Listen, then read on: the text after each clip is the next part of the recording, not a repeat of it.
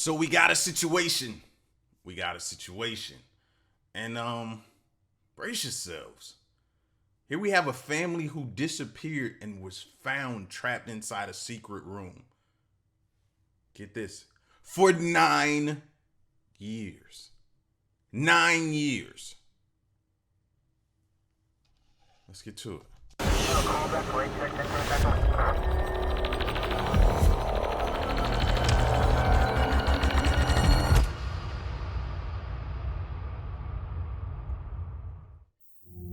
What is up, Iwu crew? Today we will be covering 3 unbelievable cases of people discovered in extremely bizarre places that will leave you absolutely speechless. If you enjoy true crime, mysteries, and true stories, be sure to hit the like button and subscribe. Now, let's get into it. The first story we are going to be covering today is that of Sandale Sabia. It is never a particularly fun experience to break or sprain a limb. Of course, the most painful part of breaking an arm or a leg is the pain from the break itself. But the second most painful part is, admittedly, the trip to the hospital to get the break taken care of. Waiting in sitting rooms can feel like forever. Getting an X-ray can take far longer than one would like. And the actual process of having an injury put in a cast can be both tedious and uncomfortable. These were likely the thoughts that Sandale Sabia was having on May 10th, 2019, when he accidentally hurt his right leg and realized that a trip to the hospital was in order. Sandale, a construction worker and local of Durban, South Africa, ended up heading to Durban's Mahatma Gandhi Memorial Hospital in the early afternoon in quite a bit of pain. When he arrived, he predictably waited his turn in the hospital's sitting room, like any other prospective patient. After what felt like an excessive waiting period, Sandale was finally seen by a doctor and ultimately taken in for an X-ray. His X-ray came back showing that he had a broken femur and that he would definitely need further medical treatment. At the time, the staff at Mahatma Gandhi Memorial Hospital had instructed Sandale to stay overnight for a few days until he could be properly treated. In fact, Sandale was set to be transferred to another nearby facility, adding, How did he even walk there with like a broken femur, bro? How did he even walk? Like, the pain he had to be feeling, I know had to be excruciating. Sandale was set to be transferred to another nearby facility, Addington Hospital, to see a proper orthopedic doctor for his cast application. That is, if he made it that long. When the time came for Sandale's transfer, hospital staff approached the injured man's room with his paperwork in tow. But when they entered, Sandale Sabia was nowhere to be found. Hospital staff immediately set out in search across the facility for Sandale. How do you go missing in a hospital? In a hospital? No, ain't no way. Assuming that he could not have gotten very far with a severely injured leg. After checking on every floor of the building and looking into every other patient's room, the staff was dumbfounded at the notion that Sandale seemed to have vanished into thin air. But how could a man with a very obviously broken leg have made it all the way out of a secure hospital building? Sandale's disappearance appeared to make no sense to anyone working in Mahatma Gandhi Memorial, so staff were quick to report the man officially missing to local authorities. The South African Police Department opened a missing persons case immediately for Sandale, and authorities across Durban set out on a small-scale search for him. Unfortunately, despite search efforts, not a single person could locate any sign of Sandale. A variety of theories. So, it's been a while since I've been in a hospital, let alone worked in one, right? And I was young back then, so I wasn't paying attention. I was just coming in to work to go home. You know, and I was there doing clinicals anyway, so I wasn't there all the time, but I had to do that as part of being an EMT. You had to do some clinicals at the emergency room, right? So I didn't really pay attention. But is there not a camera system in the hospitals? Was there not cameras there? And then when something like that happens, is it not protocol to shut it down, lock it down, so y'all can cover every square inch of this huge hospital? Like, how does a person who can probably barely even walk, like I said, that's your femur, it's your thigh. For those of you who don't know where your femur is located, that bone, that huge bone. How does he? Somebody. So did they wheel him out on a stretcher? Like, I'm confused. And could locate any sign of Sundelay. A variety of theories arose surrounding Sundelay's mysterious disappearance, but none sounded feasible, and no one had any information to work with to determine why Sundelay would have gone missing in the first place. Back at the Mahatma Gandhi Memorial Hospital, staff could not help but be incredibly concerned for Sundelay's well-being. They were meant to help treat his right femur, and he somehow managed to disappear right under their noses. And perhaps that is exactly where they should have checked. Ultimately, it was the smell that gave it away. According to KZN Health MEC Nomagugu Simelani Zulu, on May 24, 2019, just 10 days after Sundelay had originally come into the hospital, something was terribly wrong. Nomagugu stated, quote, "An unbearable stench intensified at the hospital, and eventually it led to the storeroom where fluid dropping from the ceiling provided the telltale signs that something was amiss." As the stench began to spread throughout the entirety of the hospital building, hospital staff decided to investigate its source themselves. What they found completely shocked them. When hospital staff finally stumbled upon the storeroom that the horrid smell was emanating from, they cautiously pushed up against the ceiling tiles. When they lifted their flashlights into the space to have a look around, they came face to face with a decomposing body. The body of Sundelay Sabia. When the Mahatma Gandhi Memorial Hospital staff reported the discovered body to local police and positively identified him as the man who had mysteriously disappeared from the hospital almost 2 weeks before, questions arose surrounding the context of Sundelay's death. Sundelay, despite his broken femur, was an incredibly healthy 53-year-old man who was more than capable of taking care of himself. So, how did he end up dead? They got a killer in the hospital, gotta be. Somebody in there is a killer. I don't know if it's one of the techs or the janitors or the nurse or a doctor or somebody working in there is a killer. And they need to go through and investigate everybody is what I'm possibly thinking. You know what I mean? How did that even get past? Well, if you ever worked at one of them nursing stations, you know, them nurses be all over them doctors. They don't be paying attention to what's going on. And the doctors be all over the nurses. So stuff can definitely get past that nurses station if you've ever been to one. Everybody smashing everybody in there. Like, it's crazy. So they ain't paying attention. So somebody could have came in his room, got him and walked him out, and then did something to him. In a hospital ceiling.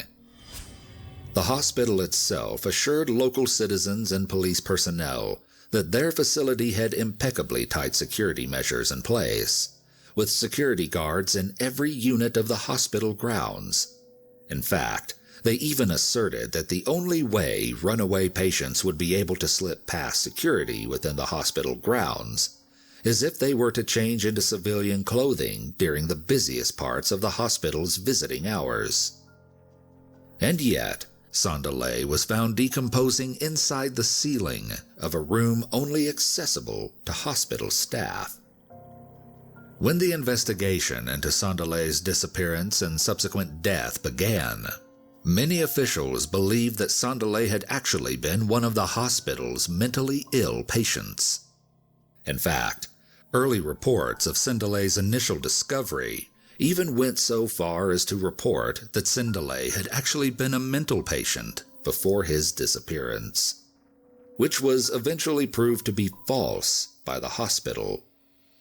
Throughout the investigation, officials were adamant that they would take the strongest possible action should anyone be found guilty of any form of wrongdoing.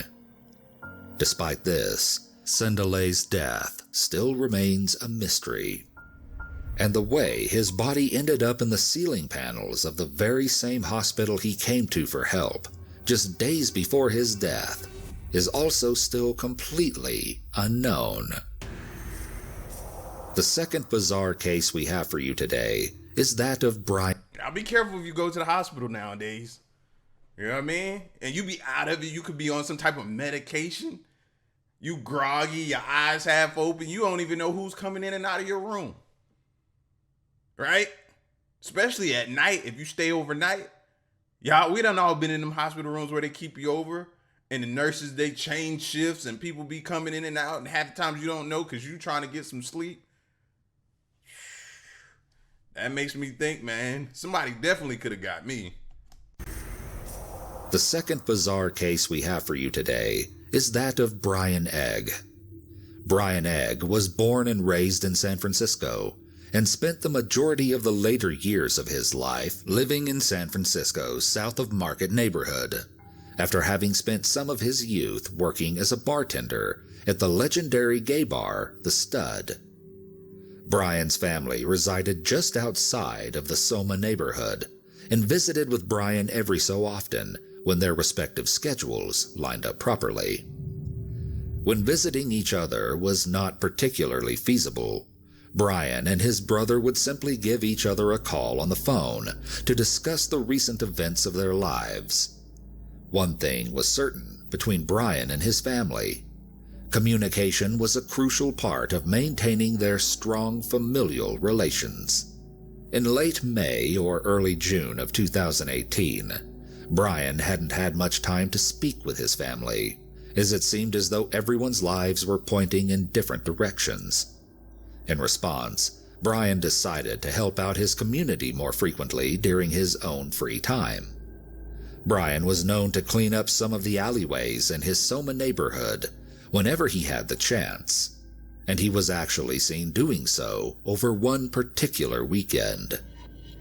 After he had finished picking up trash in his neighborhood, he had apparently gone back into his house, according to his neighbors, and that was the last time anyone ever saw Brian Egg alive. In late June or early July of the same year, just around a month after Brian's neighbors had reportedly seen the 65-year-old man tidying up the neighborhood, Brian's brother Devin tried to call Brian in order to catch up on their recent life events. When Devin called Brian's home phone number, however, he was met with an answering machine requesting he leave a message. There were two things strikingly wrong about the answering machine picking up Devin's call.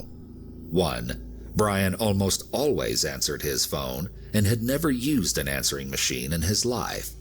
And two, the voice on the machine was most definitely not that of his brother's. Devin checked the number he had dialed to confirm that he had, in fact, called the correct number. After noting that it belonged to his brother's phone, Devin attempted to call once more. This time, Devin was not met with the sound of an answering machine. This time, someone picked up. According to Devin, a man who gave his name as Nate allegedly answered Brian's phone and asked whom he was speaking to. Devin explained that he was Brian's brother and was trying to reach Brian at his phone number. Nate assured Devin that his brother would call him back shortly, and that Brian was simply outside taking his dog on a walk around the neighborhood. As strange as the situation sounded. Whoa. Several red flags. Like you said, why is your voice on the answer machine? So are y'all together? Because let's remember, he works at the Stud. So maybe he met somebody there. You know what I mean? And that's why this dude there. And then that dude takes over the voicemail? Nah. Too many red flags right there. And then the one time you do pick up an answer, he's not there, and you're gonna tell me he'll call me back? Nah, I'm sending the police ASAP. I'm sending the police ASAP. Something's not right, and when you get that feeling in your gut, you gotta act upon it. On a walk around the neighborhood, as strange as the situation sounded, Devin nonetheless found himself waiting for his brother to give him a call back. Unfortunately, that call would never come. Devin was not entirely worried about his brother's odd behavior, as it was possible that Brian was simply busy or had made new friends who he hadn't met. But by late July of 2018, it became evident to Brian's neighbors that the man seemed to be missing. You see, Brian was one of the few members of the Soma neighborhood who was familiar with almost everyone else. When multiple neighbors realized that they had not seen Brian for quite some time, word started to spread fast, and a variety of people became extremely worried for the man's well-being. If this fool that answered the phone did something to him, it's crazy. Because who does something to somebody, then move into their house, stay there, change their voicemail machine to their voice, and just continue on with life like it was just another murder that he's committed? He got to be a serial killer at that point then. He got to be. That's bold. A variety of people became extremely worried for the man's well-being. Police received multiple calls from Brian's neighbors stating their concern regarding the fact that Brian may have been missing or seriously injured inside his home. Officers decided to take the time to check out Brian's home and see if the man was in need of some assistance. However, every time the police came by, Brian was nowhere to be found. More so than that, no one ever answered the door. For one reason or another, police determined that Brian must have gone out of town without letting any of his neighbors know. Because of these assumptions, the police appeared not too concerned about Brian's apparent disappearance. The residents of the Soma neighborhood, however, felt far differently. One of Brian's longtime neighbors— I hate when the police do that. I hate that. Because what if he was still alive at that point and y'all could have saved him? But y'all wanted to come up with this excuse of maybe he's gone out of town. After the first time you say that, okay. But y'all went there multiple times, bro. No. Y'all should be under the suspicion now that something's wrong. Scot-free, decided to take to social media to spread word of Brian's possible disappearance, as he and his other neighbors were concerned that the police were not taking their claims seriously. After Scott's posts about Brian started to circulate, many other neighbors who knew Brian added fuel to the fire by stating that they were also worried about the man. Collectively, the neighborhood came to an agreement and vowed to keep an eye on Brian's home and stay on the lookout for any suspicious activity, or, ultimately, any sign of Brian. With all eyes on Brian's home, it was only a matter of time before his Soma neighborhood noticed something particularly out of place. Neighbors claimed to see two strangers to the neighborhood frequently coming and going from Brian's home. No one in the neighborhood had ever seen the two young men before, but they were positive that Brian had no relation to them whatsoever. The residents of Soma found themselves once again trying to convince local San Francisco police to look into Brian's disappearance. Though their efforts alone seemed to be rather unsuccessful, Brian's sister also became concerned about the fact that no one in their family had heard from Brian in months. So, after multiple calls from both Soma neighbors and Brian's own family, a few officers decided to stop by Brian's house once more. Finally, maybe this time y'all will understand that something don't feel right here. How about that this time, you know? Act like you care. On August 4th, when police knocked on the front door, they were once again met with silence. According to Brian's neighbors, The two men they had seen appeared to be homeless and seemed to be living inside of Brian's house for quite some time, which partially explained the fact that no one in the neighborhood had seen Brian recently. Though the two strangers had not answered the door nor spoke to police, neighbors saw a significant difference in the state of Brian's home after the officers' third attempt at checking in. Just hours after police left Brian's home, neighbors claimed they watched an obscene amount of soap suds leak out from under the door. In addition to the soap, neighbors said that when they approached Brian's house, they could smell the strong scent of bleach. After the end of what they claim appeared to be an extremely deep home cleaning session, the strangers from Brian's house were even reportedly seen painting over a section of the front of the home, including part of the front door, as if to cover something up. On August 7th, Brian's sister officially reported Brian missing, and by August 14th, the Soma residents ended up calling police yet again after reportedly seeing a private crime scene cleanup company parked outside of Brian's home for an extended period of time. This time, police responded to the neighbors' claims right away and dispatched a variety of officers to Brian's house. There, officers were able to arrest one of the two strangers who the police report stated had been cohabitating in Brian's home for nearly 2 months. The police report stated that the man was 52-year-old Robert McCaffrey, who Brian's neighbors said had at least $1,000 in cash on hand that they alleged he was going to use to pay the crime scene cleanup company. Just 2 days later, police were able— Where do you find a crime scene cleanup company at? Like, what is that? Something you find on Craigslist or some type of back page or the dark web? Like, what? I didn't even know you could just hire that and them just show up. Is it wrote on their van? Crime scene cleanup? to locate who they said was the other alleged person of interest in Brian's disappearance, 39-year-old Lance Silva, and subsequently arrested him in a nearby residential hotel. Upon both men being arrested and interviewed, police charged both men with ID theft and financial crimes, as it was alleged that Robert and Lance had used Brian's credit cards to possibly purchase a car. One thing that was still unclear to investigators at the time was Brian's whereabouts. In the hours after Robert and Lance's initial arrests, police returned to Brian's home to thoroughly search for clues regarding Brian's whereabouts. That is, if he was still alive. On August 17, 2018, after 4 days of searching the home, police discovered something they never saw coming. Inside Brian's home was a storage room located directly under a staircase.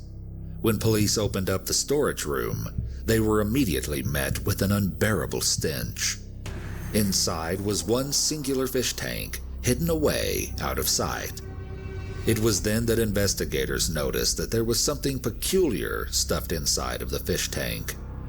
It was the torso of a body that had been beheaded and had its hands removed. The gruesome body was all that was left of Brian Egg. Brian's death was ultimately ruled a homicide by a San Francisco medical examiner, and both Robert and Lance were charged with homicide, identity theft, elder abuse, and various financial crimes. Despite this, the San Francisco District Attorney's Office eventually ended up dropping all of the charges against both men, pending further investigation. Robert was ultimately freed, and Lance ended up being held in jail in Alameda County for a parole violation. But ultimately, Lance too was freed from jail. To this day, no one has been deemed guilty in court for Brian Egg's gruesome death. And over a year after Brian's dismembered body was found stuffed into a chemical-filled fish tank in his own home, his killer, or killers, remain at large. Finally, the last... Jeez. Yeah.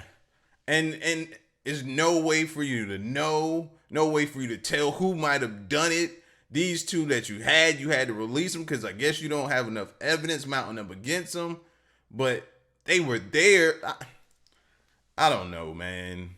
Maybe, but then you didn't get the recording of the person that answered his phone. No cameras, I'm assuming, like. And then they used bleach, so that probably cleared up some of the DNA, or that just sucks. And then he was found in water. It had to be somebody. Maybe somebody else pops up that doesn't have any head or hands, and they can kind of connect the dots to that, maybe. I don't know. That's just insane that they walked free on that. Case we have for you today is one that involves a lot of secrecy and plenty of unanswered questions. In the ruins of Rheinavold in the Netherlands, day-to-day life has almost always been extremely consistent. Rheinavold is a place where everyone knows everyone, and rumors spread like wildfire when gossip starts. At least the most interesting ones do. In October of 2020, a local Dutch cafe called De Kastelein welcomed a new customer for the first time in a long time. As Rheinavold was a primarily rural farm town, cafes like De Kastelein did not often see the likes of tourists, and when they did, the tourists did not act as strange as the young man who had come to visit on that fateful day in early October. The cafe staff described the man as rather scrawny and said that he seemed almost incapable of making and keeping eye contact with anyone he spoke with. At first, it was not clear to anyone else in the cafe if the young man could even speak their language, until he eventually spoke up to place his order. When he did speak, the man ordered 5 pints of beer that he intended to drink alone. When the cafe staff brought him his order, the young man downed all 5 beers in one go, leaving everyone around him curious as to what had brought the man here, and why he seemed to be acting so very strange. The cafe... Somebody sit down and down 5 beers like that. They're obviously going through something, trying to forget something. You know what I mean? I expect the bartender to pick up on, or the server, if he's sitting at a table, to pick up on that and be like, something's not right here. Alert somebody. They closed shortly after the run-in with the thirsty young man, and the cafe staff assumed they would never see him again. However, the very next evening, the young man came back to the same cafe, acting just as strange as he had the night before.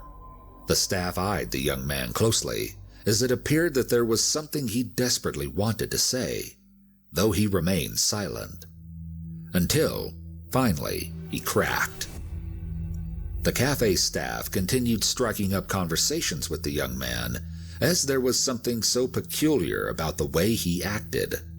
Everyone assumed something was off, but they couldn't tell what it was.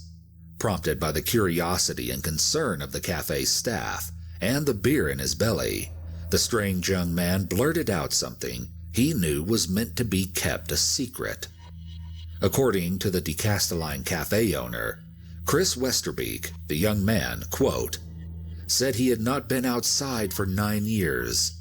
Later, he also said that he had 4 brothers and 1 sister who lived on the farm.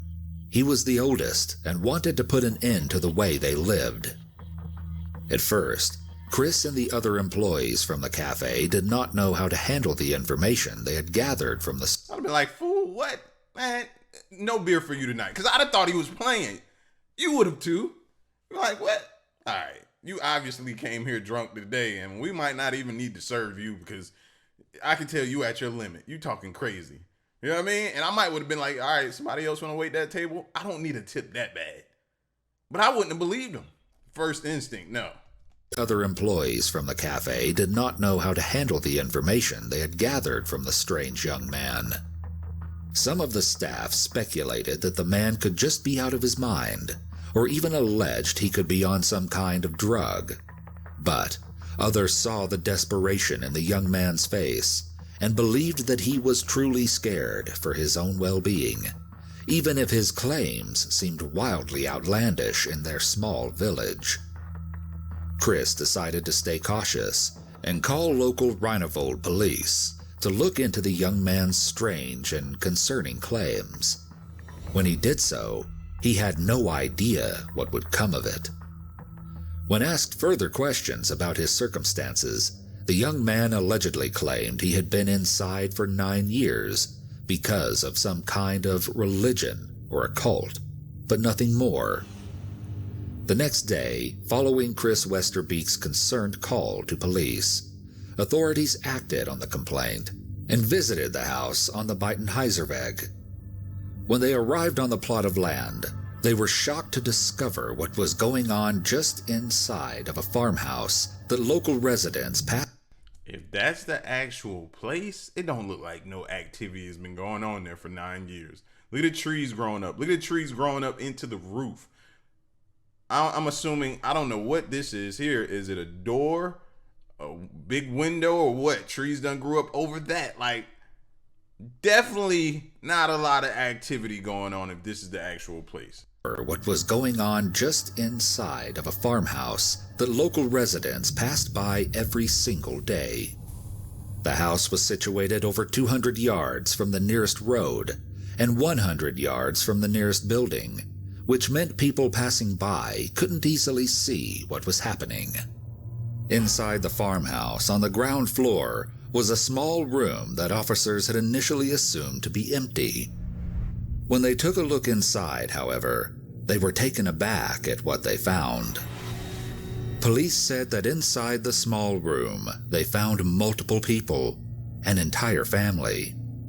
Upon being questioned by police, every single member of the family claimed that they were all over 18 years old and adults, though none of them could give police any straight answers as to why they were all cramped into a single room. Police noted that there were 6 people living in seclusion on the farm, in addition to 25-year-old Jan, who had been the first and only member of the hidden family to escape into town in over 9 whole years. Now, when he finally was out with it to someone at the bar, he said, I can't live like this anymore. So maybe it was some people who were just, some people really go crazy with that whole end of the world or zombie apocalypse or you know what I mean? Different type of things that they feel is coming and can put their family in some type of storm shelter or some type of, hidden location to protect them from what's about to happen. Like some people are on this doomsday stuff really, really bad. You may know of some and can really go off the deep end. You think that could be the case? Family to escape into town in over 9 whole years. Jan was the weary stranger at the De Castellan Cafe who had been nervous and uneasy to tell anyone the truth surrounding his circumstances. Upon their discovery, police learned that all 6 of the people hidden away in the farmhouse were actually between the ages of 12 and 15, not 18 as they had originally claimed. They appeared to have been taught to lie about their age if they were ever discovered. Though some of them were not very willing to leave the premises, police had all 6 of the children taken into police care and ensured that they were all immediately seen by a doctor to gauge their health. Police were initially uncertain as to whether or not the family had been living in the farmhouse voluntarily, and, more pressingly, how they came to be there in the first place. Later into the investigation, the police report stated that all 6 of the children who had been hidden away in the farmhouse had never actually been included in the official registers, meaning that they had allegedly been born in secret and kept completely away from the rest of society.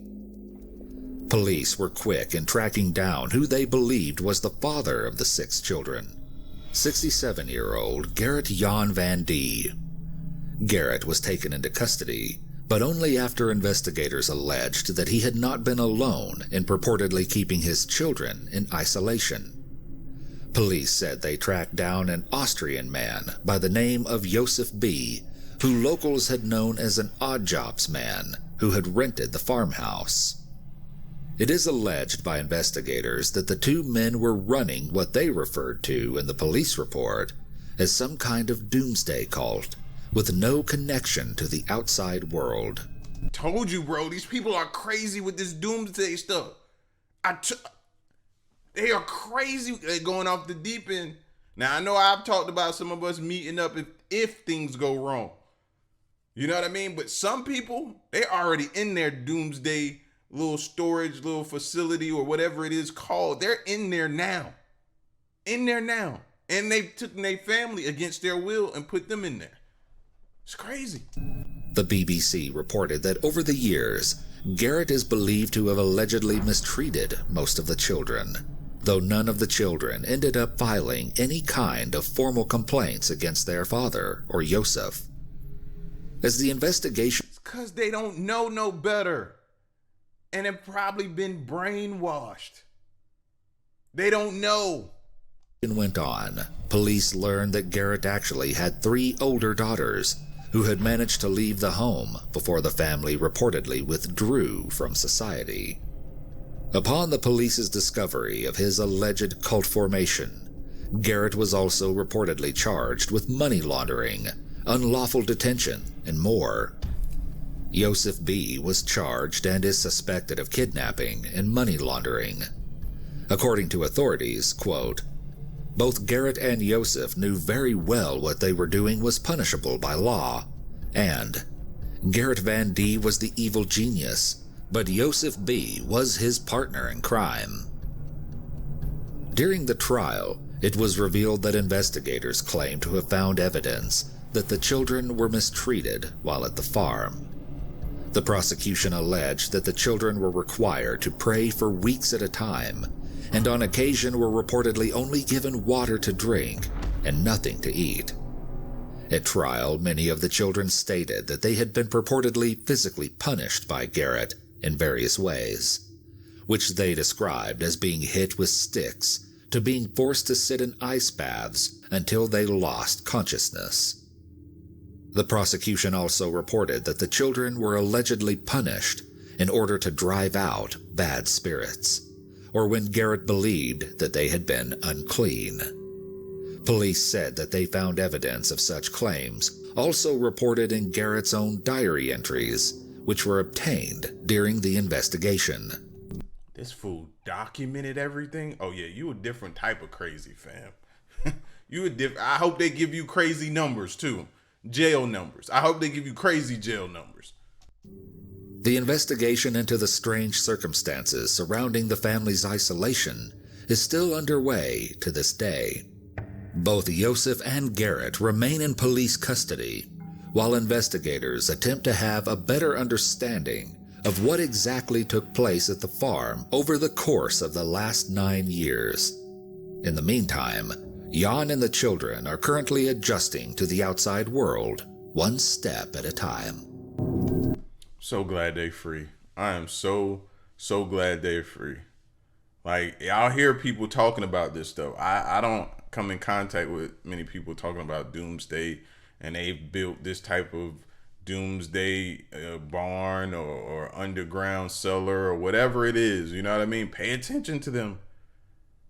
Pay attention to the signs. If they slowly start getting crazier and crazier with it, just make sure you do welfare checks for the children. That's all I'm saying. Y'all be safe, though.